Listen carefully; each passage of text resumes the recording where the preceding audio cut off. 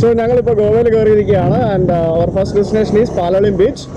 ഗോവയിലെ beach full explore ചെയ്യുക എന്നുള്ളതാണ് ഞങ്ങളുടെ ഈ യാത്രയുടെ ലക്ഷ്യം. ആൻഡ് ഗോവയിലെ പ്രധാനപ്പെട്ട എല്ലാ ടൂറിസ്റ്റ് ഡെസ്റ്റിനേഷൻസും കവർ ചെയ്യണമെന്നുണ്ട്. അലോങ് വിത്ത് ദാറ്റ് ഗോവയിൽ കുറച്ചധികം എക്സ്പ്ലോർ ചെയ്യാത്ത, അധികം നിങ്ങൾക്ക് കാര്യമായിട്ട് അറിയാത്ത കുറച്ച് സ്ഥലങ്ങൾ കൂടിയിട്ട് അവിടെ ഒന്ന് പോകണമെന്നുണ്ട്. എന്തായാലും കൂടുതൽ വിശേഷങ്ങളുമായിട്ട് ഗോവ അപ്ഡേറ്റ്സ് നമുക്ക് കൂടുതലായിട്ട് കാണാം. അപ്പം സ്റ്റേ ട്യൂൺഡ് വിത്ത് ടെക് ട്രാവലി.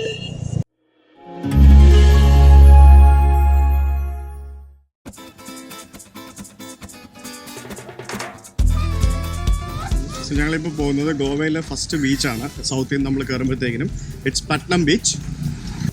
ഇത് വലിയ തിരക്കില്ലാത്തൊരു ബീച്ചാണിത്. ഏറ്റവും സൗത്തിലായതുകൊണ്ട് തന്നെ കൂടുതൽ ആൾക്കാർ പാർട്ടി സ്പേസ് ഒക്കെ ആയിട്ട് നോർത്ത് ഗോവയിലാണ് പോകുന്നത്. ഇത് ഏറ്റവും സൗത്തിലായതുകൊണ്ട് വളരെ തിരക്കൊട്ടുമില്ലാത്തൊരു ബീച്ചാണ്. പാലോളിം ബീച്ചൊക്കെ പണ്ട് ഇതേപോലെയായിരുന്നു, ഇപ്പോൾ അവിടെ നല്ല തിരക്കായിട്ടുണ്ട്. അപ്പോൾ പട്നം ബീച്ച് നെക്സ്റ്റ് ടൈം വരുമ്പോഴത്തേക്കിനും വളരെ ആളും പേരും ഇല്ലാത്തൊരു സ്ഥലമായതുകൊണ്ട് ഒന്ന് ശാന്തമായിട്ട് കണ്ടിട്ട് പോകാൻ പറ്റിയൊരു ബീച്ചാണ്.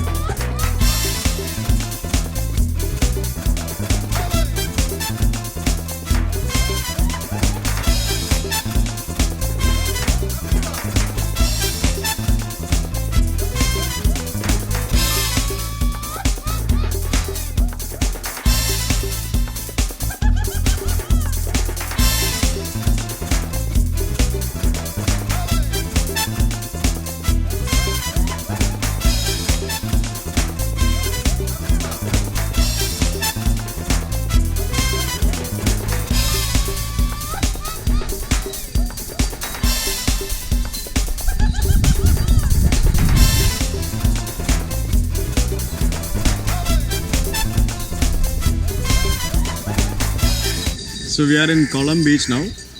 പാറ്റ്നം ബീച്ചിൻ്റെയും പാലോളിം ബീച്ചിൻ്റെയും ഇടയ്ക്കുള്ള സ്ഥലമാണ് കോളം ബീച്ച്. ഇവിടെ ധാരാളം ഷാക്സും പിന്നെ ഇതേപോലത്തെ കഫേസ് ആൻഡ് റെസ്റ്റോറൻറ്റ്സ് കുറേ ഉണ്ട്. ബിയർ, മറ്റു കാര്യങ്ങൾ, സോഫ്റ്റ് ഡ്രിങ്ക്സ് എല്ലാം കിട്ടും. So we had an awesome time here in എന്താ പേര്? Okay, now we are moving to Palolem beach.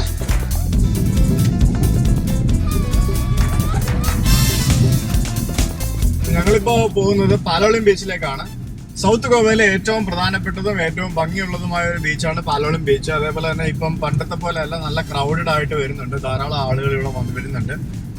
പ്രത്യേകിച്ച് മെജോറിറ്റി ഫോറിനേഴ്സ് ആണ് വരുന്നത്.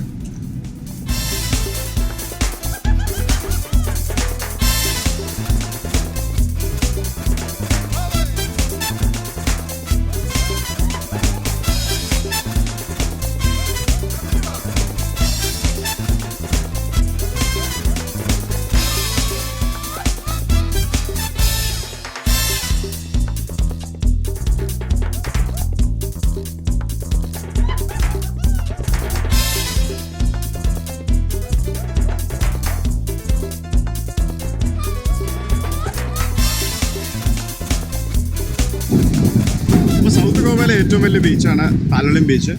ഇത് ഏകദേശം ഒരു 2-3 കിലോമീറ്റർ ദൂരം ഇങ്ങനെ നീളത്തിൽ കിടക്കുകയാണ്.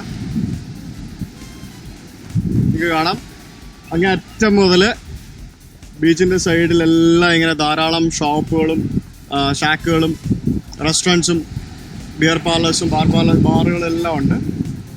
ഇതിലാണ് നമ്മൾ എൻട്രി കയറി വന്നത്. ഇതിപ്പോൾ പറഞ്ഞ പോലെ അങ്ങേ അറ്റം വരെ ഉണ്ട്.